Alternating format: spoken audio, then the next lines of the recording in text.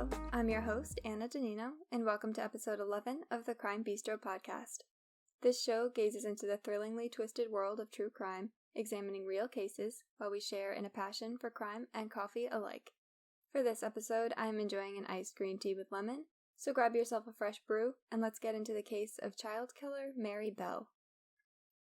Mary Bell was only 11 years old when she committed her first murder.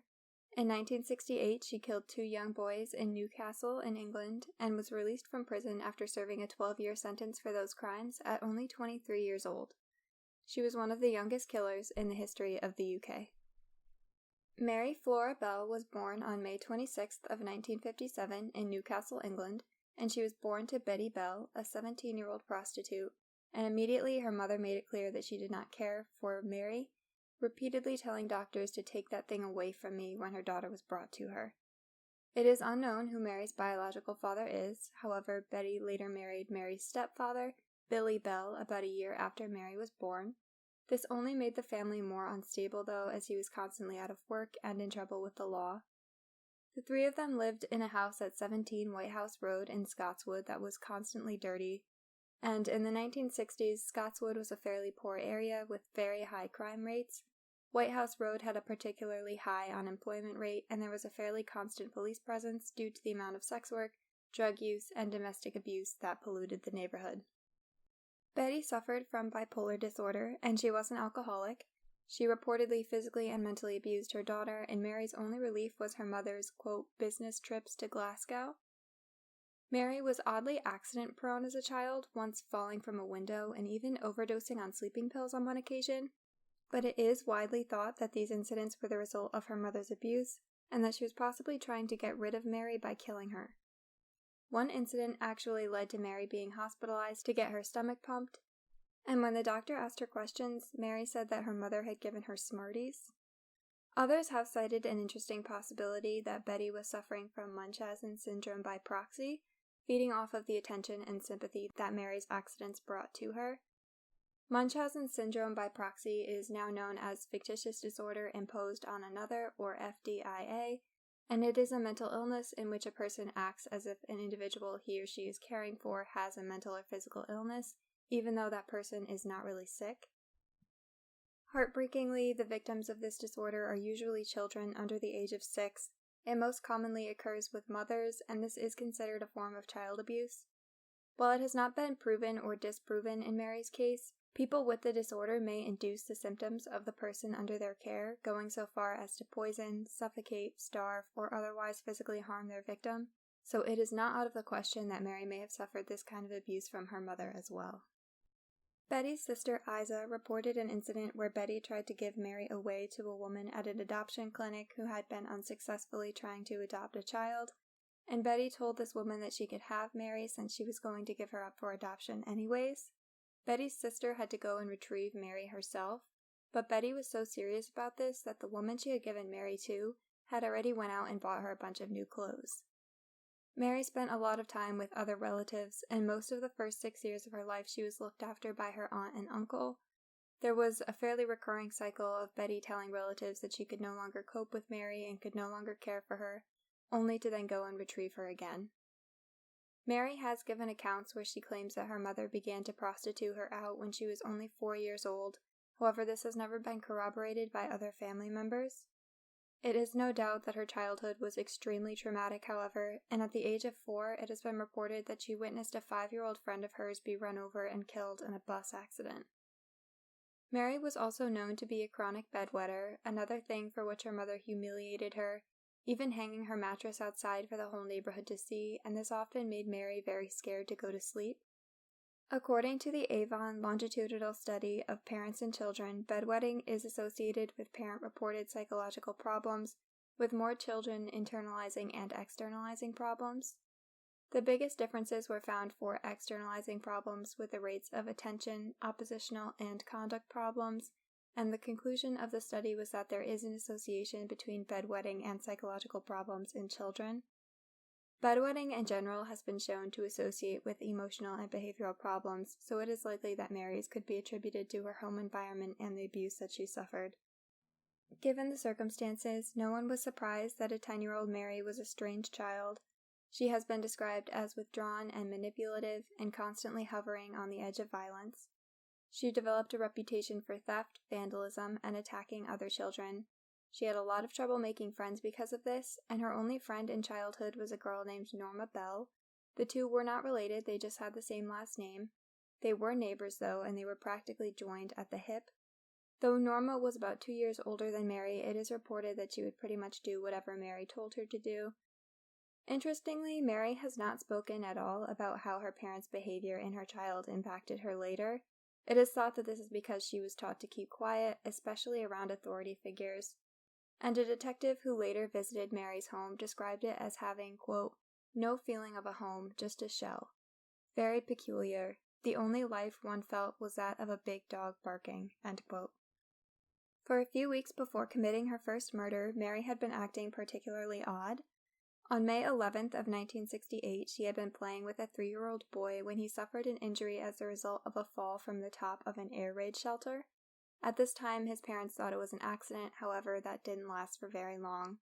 Thankfully, however, this boy did make a full recovery. On May 12th, the day after this incident, 3 separate mothers reported to the police that Mary had attempted to choke their daughters unprovoked. This resulted in a brief police interview with Mary, and she was given a lecture on this behavior, but no charges were filed, and in these reports were included Mary's friend Norma Bell. Mary had been so aggressive with one of these girls that the marks on her neck were visible for 3 days afterwards. The official report came out on May 15th, reading, quote, the girls Bell have been warned as to their future conduct, end quote. Her first known murder occurred only a couple of weeks later on May 25th, the day before Mary turned 11.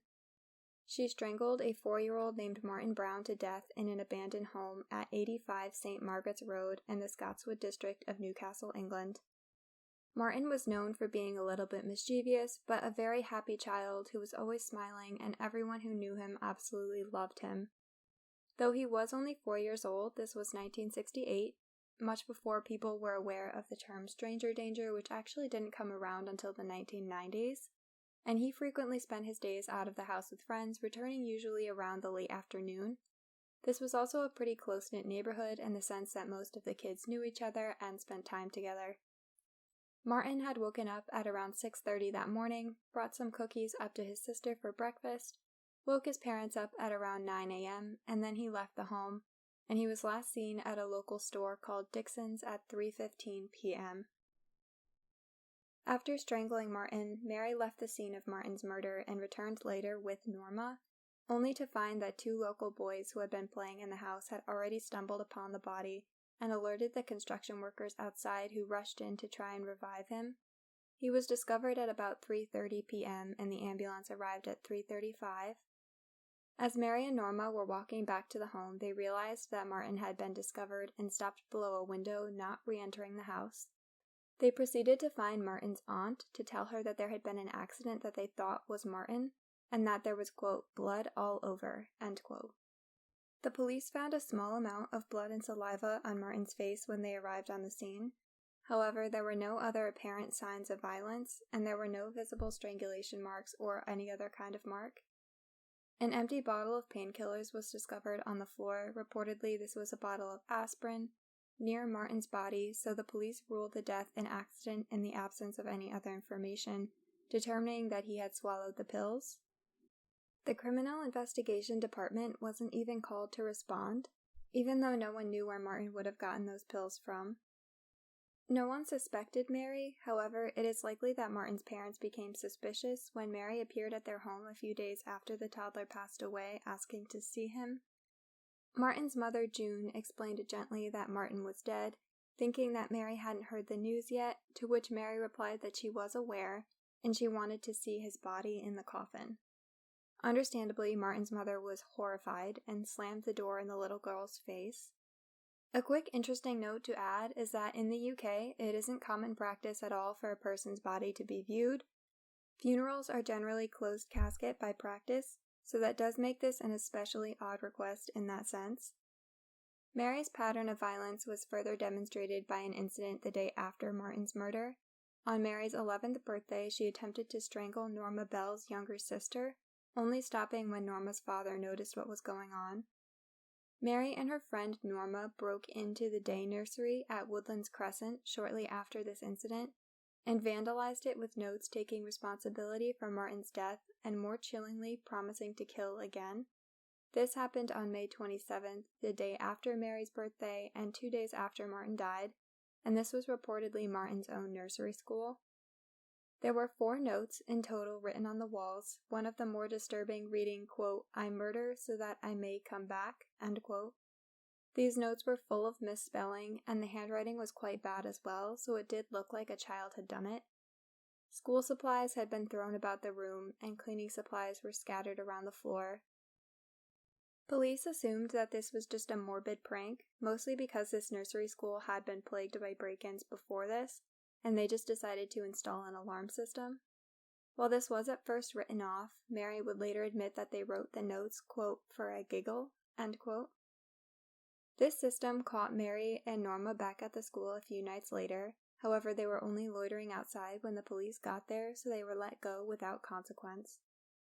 Mary had been bragging to her fellow classmates when she returned to school the week after this, saying that she had killed Martin Brown. However, at school she had developed the reputation of being a show-off and a liar, so no one took her seriously. In a specific incident, a boy from school saw Mary attack Norma near a sandpit, scratching her and kicking her in the eye. She pointed in the direction of the home where Martin was found dead and said, quote, "that house over there, that's where I killed," end quote. The boy didn't consider it significant at the time just because of Mary's reputation, but to state that more accurately, no one took her seriously until another young boy was found dead. On July 31st, 2 months after Martin Brown was killed by Mary Bell and Norma killed 3-year-old Brian Howe by strangulation off of Scottswood Road. Again, Brian had been reportedly out on his own that day and was last seen playing with his dog, even though he was a full year younger than Martin. It seems that the culture in the UK was similar to that of the US in the 60s and 70s, where people generally felt safe, most of the time not even locking their doors. This time, Mary seemed to escalate in violence, afterwards mutilating the young boy's body with a pair of scissors and cutting off all of his hair. Brian's sister went looking for him once his family noticed that he was missing, and Mary and Norma offered to help her, searching the neighborhood, and Mary even went so far as to point out the concrete blocks that his body was hidden behind. Norma quickly responded, saying that he wouldn't be there, and Brian's sister listened to this and moved on. This is disturbingly characteristic behavior of Mary, as we saw with her first murder, returning to Martin's family home and interacting with his mother. The discovery of Brian's body by police at 11:10 p.m. that night sent a wave of panic through the neighborhood, and police began to interview the local children, hoping that one of them had perhaps seen something useful. It started to become clear to police that perhaps Martin's death was far from accidental, and that there could be a pattern of behavior forming, though they thought they were dealing with a much older individual than what they found. Further panic ensued when the results of Brian's autopsy came back. As Brian's body had cooled, a mark appeared on his chest, a razor blade scratch of the letter M. Even more disturbing, a medical examiner realized that the lack of violent force used in the attack suggested that Brian's killer may have been a child themselves. This autopsy also determined that his death had happened between 3 and 3:30 p.m. Over 1,200 local children were interviewed, and Mary and Norma's names came up several times, mostly in regard to Mary's behavior after Martin's death. Police were interested in Mary and Norma, calling them both in for an interview, during which they noted Norma seemed excited, while Mary appeared evasive. During this interview, Mary was presented with the fact that she had been seen by a witness with Brian Howe on the day that he was killed. Mary's behavior continued to raise alarm bells, and on the day Brian was buried, August 7th, she was spotted outside his family's home, reportedly laughing when she saw his coffin. This was reported by Detective Dobson, who would be the one to question both Norma and Mary. Near this point in my research, it became abundantly clear that Mary was suffering from some sort of mental disorder, and her behavior would later lead to her being diagnosed with psychopathic tendencies, which I am going to dive a bit deeper into here. Psychopathy in children specifically involves a high degree of destruction, a large burden of aggressiveness, and can include a harmful element to society. We do live in a society with increasingly higher violence rates. However, there is a disturbing trend that shows people committing violent crimes at a younger age. There isn't a known cause of psychopathy for any age, however, there are some theories, and the prevailing theory is that of an interaction between biological and genetic factors causing anomalies in terms of someone's inability to feel empathy, but in children, the additional educational factor also seems significant. A child's environment in terms of their parents' actions and other social factors could influence their behavior. In Mary's case, growing up with a father who was constantly in trouble with the law, and a mother who was highly abusive could absolutely have clouded her ability to learn right from wrong in any given situation. The common characteristics of psychopaths is that they are self-centered and presumptuous, which lends them to deviate from social norms, which can be well demonstrated by Mary's reputation among her classmates. She was called in for a second police interview, and this time she gave investigators a completely fabricated version of events. She told them she had seen an 8-year-old boy hit Brian on the day that he died, mentioning that this boy was carrying a pair of broken scissors.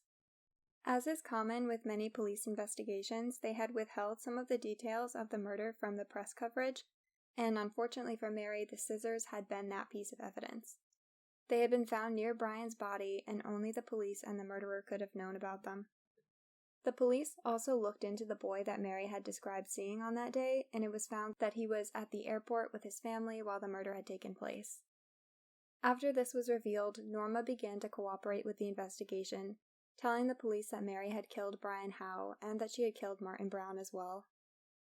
Norma described a razor that Mary had used to make the marks on Brian's chest, and she was even able to take police back to the crime scene and show them where Mary had hidden the razor under a piece of cement, after which they took her back to the station to make an official statement. Mary was much less compliant, admitting only that she was there and blaming the murder itself on Norma as well as the cuts made to his body post-mortem.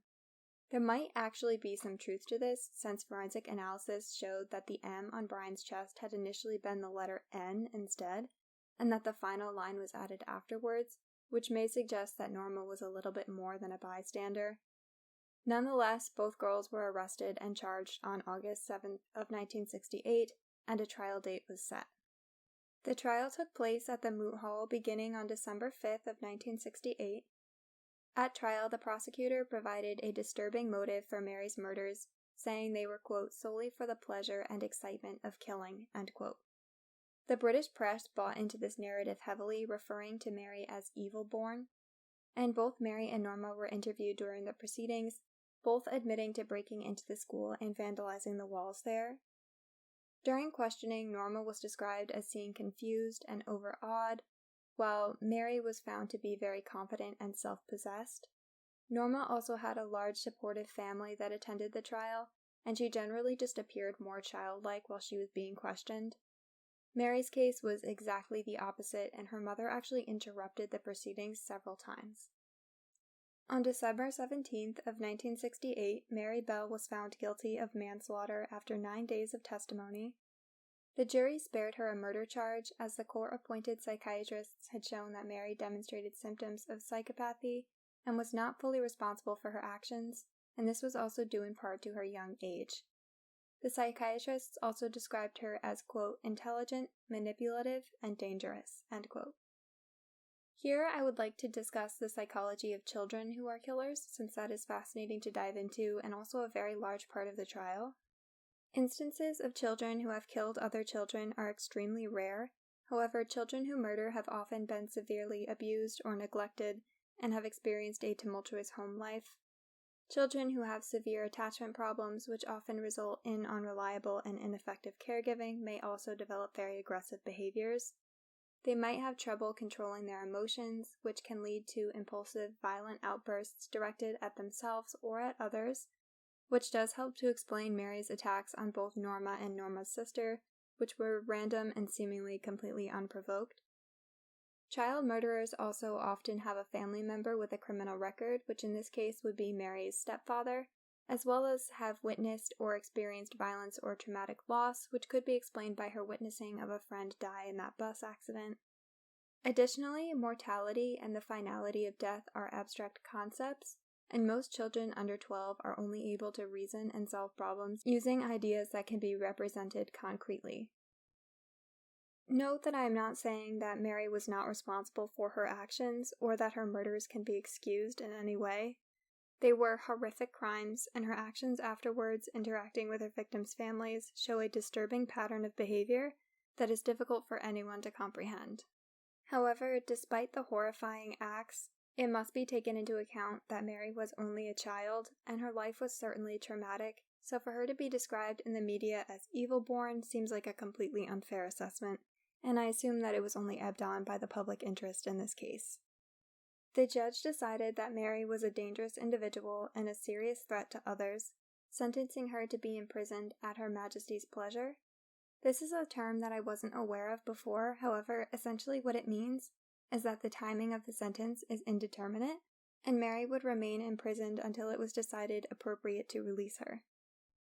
Interestingly, Norma Bell was painted as an unwilling accomplice who had fallen victim to Mary's influence, and she was acquitted of all charges. She was thought to be simple-minded, and it was determined that she didn't understand the implications of what she was doing. Mary spent 8 years in Young Offenders Institutes before she was transferred to Moore Court Open Prison. She actually escaped from Moore Court in 1977 with 2 other male inmates, however they were only at large for 2 days. Mary's only punishment for this was a loss of prison privileges for 28 days. After her conviction, while Mary was imprisoned, her mother repeatedly sold stories about Mary to the press and on multiple occasions gave reporters writings that she claimed to be Mary's. This was only one example of reporters' obsessions with Mary's story, which would haunt her for quite some time after her release as well. Mary was released after 12 years in 1980 when she was 23 years old after mental treatment and rehabilitation. A psychiatrist deemed her to no longer be a danger and believed that she was fit to function in society. Her release was unlicensed, which means that she was still technically serving a sentence. However, it would just be under strict probation while she was allowed to live outside of prison. Upon her release, Mary was given a new identity to protect her from the press and give her a chance at life. Even with this, she was hounded by tabloids and the general public. Somehow, even though she moved several times, she just could not escape it. On May 25th of 1984, Mary Bell gave birth to a daughter who was unaware of her mother's crimes until she reached the age of 14, when a paper tracked down Mary's common-law husband and followed him to Mary. Journalists surrounded and camped out in front of her house, even forcing the family to escape their homes with bedsheets covering their faces so that they wouldn't be broadcast. Mary's daughter's identity was only supposed to be protected until her 18th birthday. However, on May 21st of 2003, Bell won a high court case to have her own and her daughter's legal anonymity preserved for life, likely at least in part due to this press incident at their home. Today, Mary Bell is in protective custody at a secret address, and her daughter remained anonymous, protected under court order. It is assumed that they are still living under false given names. Today, court rulings that protect the identities of convicts are unofficially called Mary Bell orders due to the infamy and controversy of this case. The last known news of Mary Bell is that she reportedly became a grandmother in 2009, and it is only believed that she is still alive, however we cannot know that for sure. And of course there are many people out there who believe that she doesn't deserve the protection, namely June Richardson, who was the mother of Martin Brown. She later addressed the media saying, quote, "It's all about her and how she has to be protected. As victims, we are not given the same rights as killers," end quote. I cannot imagine the tragedy suffered by the families of Mary's victims. However, I do consider Mary herself to be a victim as well. In order to understand her mental state, understanding her horrific environment, and the age at which her behaviors began to escalate is important. In order to treat psychopathy in children, it is thought that detection and proper help before the child turns 8 or 9 significantly increases their chances of success, and Mary had missed that window by only a couple of years. Additionally, had she remained in her childhood home rather than being arrested, she likely would have never reached an opportunity for rehabilitation. These crimes are shocking and disturbing, and the results of Mary's actions were completely devastating, and I will never seek to diminish what the families of Martin Brown and Brian Howe had to suffer. However, I do think it's important to take a step back from the crime itself and see how Mary was also a victim in her own right, to her parents and to her overall childhood. This story is a tragedy in all sectors, and I think that the importance of broadening criminal psychologists' understanding of child killers cannot be understated. Thank you for listening to this week's episode of the Crime Bistro podcast, and if you are interested in learning more about the case of Mary Bell, all of the sources are listed in the show notes at crimebistro.com. The nature versus nurture debate has never shown itself clearer to me than with Mary Bell, so if you have an opinion of your own to share, be sure to visit the podcast on YouTube or on Instagram at Crime Bistro Podcast to leave a comment and see some behind-the-scenes updates on the episodes to come. With that, this story is coming to a close, so thanks again, and as always, until next time.